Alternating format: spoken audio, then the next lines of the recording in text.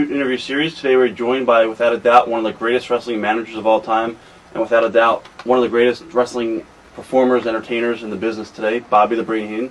Thank you for joining us here today. Thanks for having me. How you doing? Real good. How you doing? Good. How was your trip up here? And when you walk away from it's good. I guess my first question would be how you got started in the wrestling business.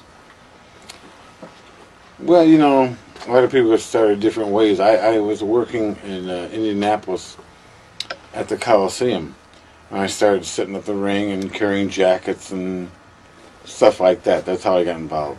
Were you a wrestling fan growing up? Yeah. In 1954, I went to the matches in Chicago, Marigold Arena, and I was amazed at what a guy could do. He told people to be quiet, they made noise. You tell them to make noise, they be quiet. You can control anybody. So you saw this and you said, "Oh, this is something that I want to do." Yeah, something to mess with the people. Now, when you first got into the business, you were basically a wrestler, right? Before managing. Manager. You came right off the bat and you wanted to manage. Yeah. Did you ever want to go into the ring and actively wrestle? Or? Sure. Who were some? Go ahead. The reason I started as a manager because I was only 180 pounds. But I figured it out years ago. You manage as a wrestler and you wrestle as a manager. Very simple. Right. Very simple. When you're outside, you have to register and react like your man is. When you're in the ring, you have to be a coward. That's all you have to do. It works. But not many people know how to do that now. There's no emphasis on managers anymore. Because everybody wants the TNA. Right. Yeah. And with women, there's no payoff. Because you can't beat them up. You can't have a cage match. You can't hurt them. You can't do anything to them. So you look good. Like your honeymoon, till the lights go off. That's it. How was the decision made to go from wrestling to managing? I mean, basically, it's something you Well, I didn't. I went from managing to wrestling. That's true. That's true. So it was easy, more money. Now, the reason I wanted to manage and then go into wrestling was because I knew that I could work, and I knew that they'd have to pay me to do it. That's where the money was. what are some of the early territories that you worked? Pardon? Some of the early territories that you worked. Indianapolis. I was the first manager ever in St. Louis in the NWA. Right. I worked Kansas City. I worked Minneapolis. I worked a little bit in Detroit. I worked in Canada for the Bear Man up in Ontario. I worked for the WWF. I worked for WCW. I worked for NWA in 1979. You also worked for Georgia, I believe, when Ole was there. Yeah. I worked for Paul Bosch in Houston. Great guy. Best payoff guy in the business. Really? Yeah. Good man. What are your early memories of working for Georgia with Ole Anderson as Booker? How was Ole? Oh, horrible. Horrible. No respect for humans. Everybody says that he's a miserable guy. Yeah. He's the kind of a guy that has a size 10 foot but has a size 9 shoe. Nothing makes him happy. Now, early on, who did you travel with the most in the business?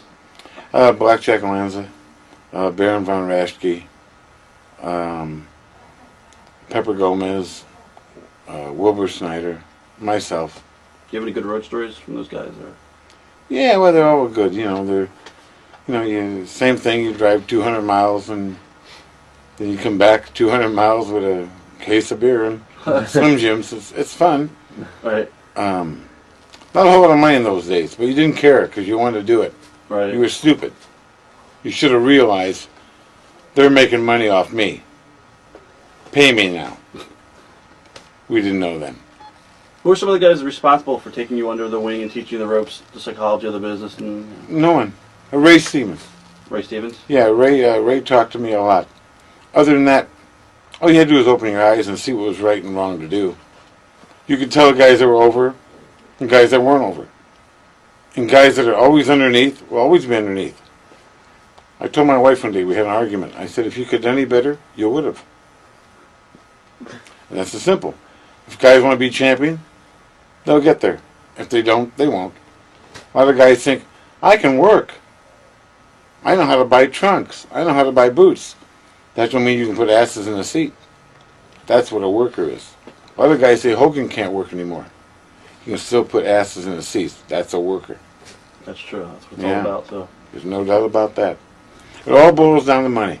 If you're in this business for anything more than money, you're a fool. Monsoon told me that. We're going to talk about Grohl. I got a lot of questions regarding him. Do you have any good road stories with Crusher the Bruiser, or any stories on that? No, never traveled with him. How were they to work with? In the ring, easy. Easy. Very easy. Crusher was a very, very, very, very good guy. What were they like outside the ring? Crusher was, he went home to his family, didn't hang around much with anybody, didn't socialize that much. Everybody went home in those days. You were on the road all the time, so you didn't hang around that much. And when you went back to the hotel, you went to bed. Right. Yeah. Now, you mentioned Ray Stevens earlier. A lot of people we've done interviews with in the past say that Ray is probably one of the greatest workers of all time. Yes. No doubt about that. What is your opinion of Ray, and what was he like outside the ring, too? Oh, Ray was fun. He was more fun outside the ring. You didn't know what he was going to do. But he always made you laugh. Like he told me, he said his wife was about 10 years older than him, and she was a wrestler. And he said, I used to have her on her knees twice a week begging. I said, did you hit her? He said, no, she's telling me to come out from under the bed and fight like a man. I said, Ray, how old were you when you first had your first lady? Right. He said, 6. I said, where'd you take her? He said, I don't know, I was too drunk to remember. That's the kind of a guy Ray Stevens was. Right. Everything was fun. And really, I learned a lot from him. Simply that if you got to have fun what you do. You got to have fun. I don't care how much money you make. If you don't have fun, it don't mean nothing. It doesn't mean a thing. What was it like working with, I guess, Vern Gagne and the AWA back in the early... Oh, Vern was fun. He was strict. It was funny. He made you do things a lot of people didn't want to do, like be on time and work and be conscientious. I mean, a lot of guys didn't want to do that. A lot of guys wanted to get there when they felt like it. No, Vern was easy. As long as you worked hard, that's all. He paid you good. I have no trouble with Vern. Memories of working with Nick Bockwinkel and managing him. Oh, Nick was fun. Nick was always, you'd ask Nick a question, he'd tell you how to build a watch. You'd ask him what time it was. Nick had, one night we're in a car and Nick is talking about a paradox. So he says to Ray and I, you know what a paradox is? I said, yeah, it's 2 long dogs.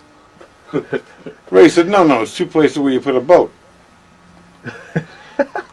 The next day, Nick says, have you guys read about the egg deficit in Guam? Ray says, hey, asshole, we're still working on paradox. But Nick used to like to use big words. But that's fine. Nick cared about the business. He cared about himself. Right. And he always wanted to look good, and he was a professional. Memories back then on Hogan and the AWA. Oh, Hogan was phenomenal. When he came into the AWA, Vern wanted him to be a heel. So he put him with a horrible human being, Johnny Valiant. This guy couldn't get over turning on a light. And I don't care how many people Hogan beat, people wanted him to be a babyface. They loved him. And that's the way it went. Did you know that he was going to be a huge star in the business? Oh, yeah. Later I saw on? him in 79 in Georgia. Walked in the dressing room, he was this huge, and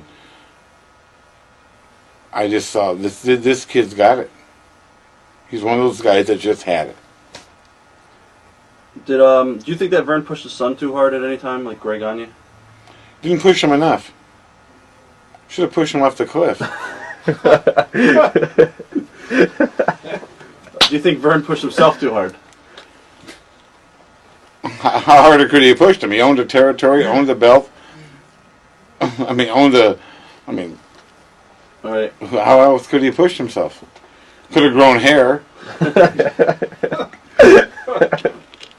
What do you think went wrong with the AWA as far as the business standpoint? AWA tried to fight a promotion that they didn't know how to fight.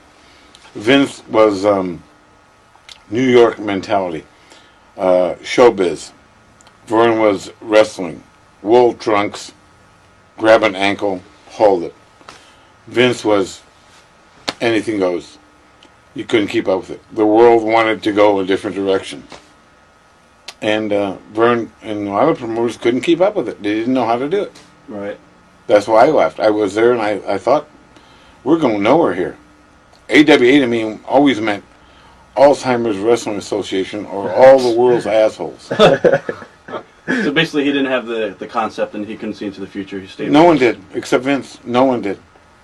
Eddie Graham, Nick Goulas, name them. Stu Hart. Nobody did. They're all wrestlers. They had no idea what showbiz was. Right.